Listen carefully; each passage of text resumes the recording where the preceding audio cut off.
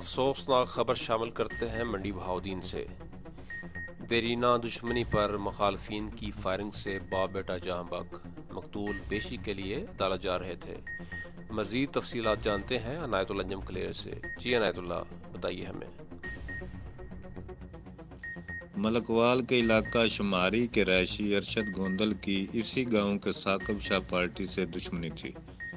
قریباً 2 سال قبل ملزم پارٹی کا ایک نوجوان قتل ہوا تھا، جس کا مقدمہ مقتول ارشد اور اس کے بیٹے سمیت دیگر کے خلاف تھانہ ملکوال میں درج تھا۔ گزشتہ روز ارشد گوندل اپنے بیٹے علی کیس کے ہمراہ موٹر سائیکل پر تحصیل کوٹس ملکوال جا رہا تھا کہ چکرائب کے نزدیک چاندنی چوک کے قریب کار سوار ملزموں نے ان پر فائرنگ کر دی، جس سے باپ بیٹا جاں بحق ہو گئے، جبکہ ملزمان فرار ہونے میں کامیاب۔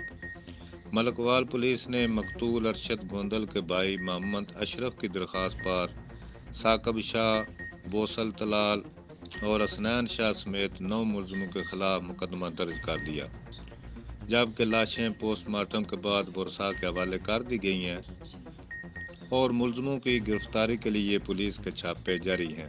جی